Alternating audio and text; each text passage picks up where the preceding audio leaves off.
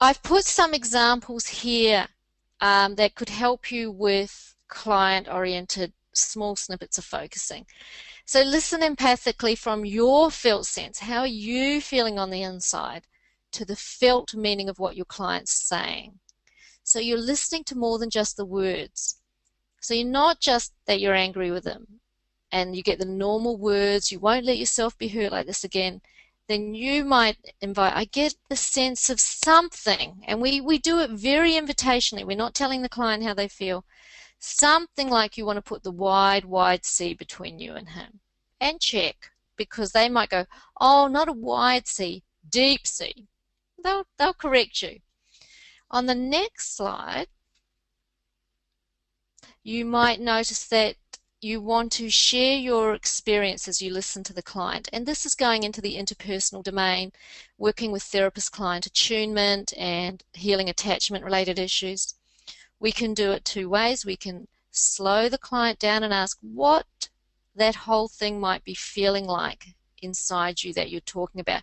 You can put your own hand where what they're talking about is affecting you. So you're modeling for them, oh, in here somewhere. So usually it's on the tummy or the solar plexus or the heart. Well, you might even, if they're super tense, you might gesture to your shoulders. Or you can share, when I hear you telling me that, I get this image. And you're not saying how it is, you're just inviting them to slow down and get into deeper levels of experiencing.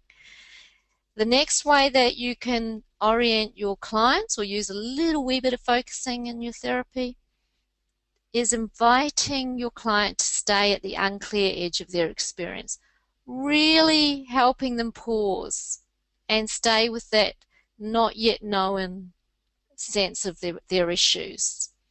So you might want to stay right there and see if other words come that would more fully capture this feeling, inviting them to sensitively be aware of their experience. So they're inviting them more, what's not yet clear. And another way that you can do it on the next slide is acknowledging inner parts. So when our clients or we ourselves go inside, we have the part of us that wants to eat and the part of us that wants to lose weight. And for our clients, these parts can seem to be at odds with each other or giving conflicting messages. So using focusing, we can ask the client to see if they can hold a curiosity about both parts. I wonder what part of you felt compelled to overeat last night isn't eating. And give that part a chance to speak, and then later give the other part a chance to speak as well. So that's another way you can introduce focusing. We can do solution-focused invitations. So this really fits with solution-focused therapy. They both orient to the positive. Both operate on the assumption that the client has a level of innate wisdom that's ready and waiting to be tapped. So in solution focus, we either look to the exceptions or what's right. And in focusing on the inner journey, we look to the pro-life energy or the life forward movement. And moving between those, checking if the what's right on the outside, what feels like a good thing to do on the outside still feels like a good fit on the inside, is a lovely, powerful synergy. Really integrating externally oriented action with internally oriented wisdom. So that's solution-focused invitations. And finally, pausing, noticing, and acknowledging the here and now of the session. We all know this is really important.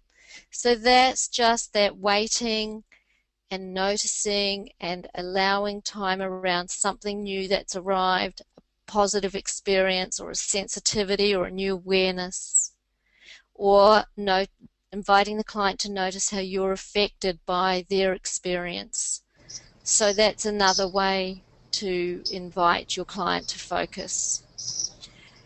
So on the last slide, nearly last slide, focusing, in my view, therefore contributes to the fields of counselling and holistic health.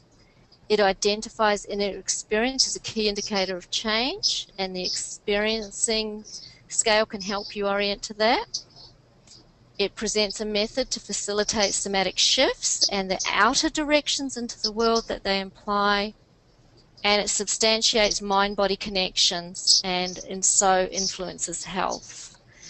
I've seen it work with creativity, with writing, with all kinds of work. So for me, focusing is the way to go. You may be wondering about learning focusing. There are some key skills that you can learn, like clearing a space, which is a stress management and relaxation strategy, working with inner critics, key listening skills, sensing for what we call process skipping, or what never gets attended to, working with some client issues like polarisation, identification, dissociation, and so on. And it has some very clear ways with keeping clients safe. So the bottom line, I missed out the word I. How can I be with ... anxiety and still go to work or still relate to people? So there's a way of working with that.